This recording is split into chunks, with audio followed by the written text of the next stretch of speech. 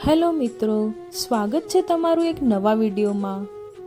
શું તમે જાણો છો કે ગણેશ ઉત્સવની શરૂઆત કેવી રીતે થઈ હતી અને ક્યાંથી થઈ હતી?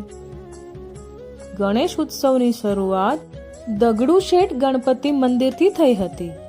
તો મિત્રો, આવો જાણીએ મંદિરની રસપ્રદ વાતો। હિન્દુ ધર્મમાં અનેક દેવી દેવતાઓની પૂજા કરવામાં આવે છે। તેમાંથી ભગવાન ગણેશને સૌથી વધુ માન્યતા આપવામાં આવી છે। ધાર્મિક ગ્રંથોમાં ગણેશજીને સૌથી વધુ મહત્વ આપવામાં આવ્યું છે અને તમામ દેવી દેવતાઓ સમક્ષ ગણેશજીની પૂજા કરવામાં આવે છે। એટલું જ નહીં, ભારતમાં ગણપતિના અનેક વિશાળ મંદિરો છે જ્યાં વર્ષભર ભક્તોની ભીડ રહે છે।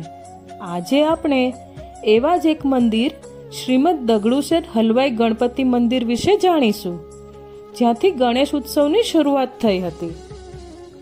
દગડુ શેઠ હલવાઈ ગણપતિ મંદિર મહારાષ્ટ્રના સુંદર શહેર પુણેમાં આવેલું છે। અહીં આખા વર્ષ દરમિયાન ભક્તોની ભીડ લાગેલી રહે છે, પરંતુ ગણેશ ઉત્સવ દરમિયાન આ મંદિરમાં ભક્તોની જાહો જલાલી અને વૈભવી સજાવટ જોવા જેવી હોય છે। વાસ્તવમાં દગડુ શેઠ નામના એક પ્રખ્યાત હલવાઈ હતા, જેમણે આ મંદિર બનાવ્યું હતું। ત્યારથી ભક્તો આ મંદિરને દગડુ શેઠ હલવાઈના નામથી ઓળખવા લાગ્યા। એવું કહેવાય છે કે દગડુ શેઠ હલવાઈ મીઠાઈનો વેપાર કરવા કલકત્તાથી પુણે આવ્યા હતા। એમની સાથે તેમની પત્ની અને પુત્ર પણ પુણે આવ્યા હતા। તે દરમિયાન પુણેમાં પ્લેગનો રોગચાળો થયો હતો, જેમાં દગડુ શેઠ હલવાઈએ પોતાનો પુત્ર ગુમાવ્યો હતો।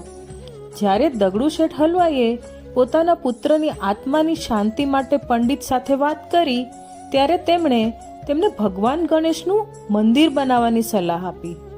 પંડિતજીની સલાહથી વર્ષ 1893માં દગડુ શેઠ હલવાઈએ એક ભવ્ય મંદિર બનાવ્યું અને ગણેશજીની મૂર્તિ સ્થાપિત કરી।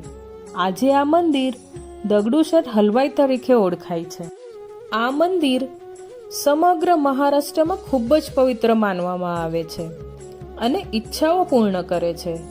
અહીં સવારથી જ ભક્તોની ભીડ એકઠી થવા લાગે છે અને રાત્રે મંદિર બંધ ન થાય ત્યાં સુધી ભીડ ખતમ થતી નથી। એવું કહેવાય છે કે જે પણ આ મંદિરમાં પોતાની મનોકામના લઈને આવે છે, તેમની મનોકામના જરૂરથી ગણપતિ પૂરી કરે છે।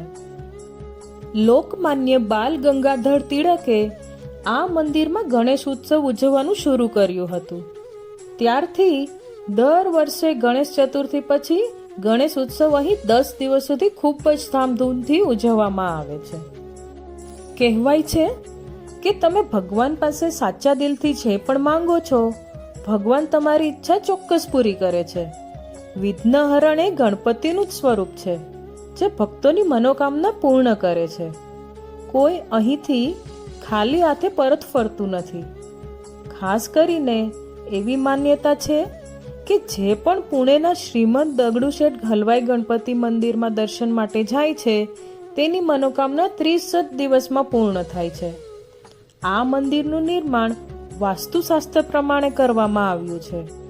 દગડુ શેઠ હલવાઈ ગણપતિ મંદિરમાં ભગવાન ગણેશની 7.5 ફૂટ ઊંચી અને 4 ફૂટ પહોળી મૂર્તિ રાખવામાં આવી છે। આ પ્રતિમાના ચહેરા પર જ 8 કિલો સોનાનું કામ કરવામાં આવ્યું છે। આ પ્રતિમાના ગણપતિના બંને કાન સોનાના છે। પ્રતિમાને 9 કિલોથી પણ વધુ વજનના મુંગટથી શણગારવામાં આવી છે। દેશમાં હાજર તમામ મૂર્તિઓમાંથી આ મૂર્તિ ખૂબ જ સુંદર છે અને આ મંદિરમાં ગણેશજીને ભારે સોનાની જ્વેલરીઓથી શણગારવામાં આવ્યા છે। તો મિત્રો, 128 વર્ષ પહેલા અહીંથી ગણેશ ઉત્સવની શરૂઆત થઈ હતી।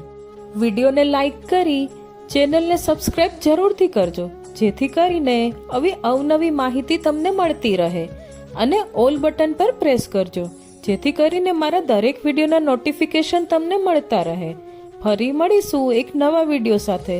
જય શ્રી કૃષ્ણ દોસ્તો।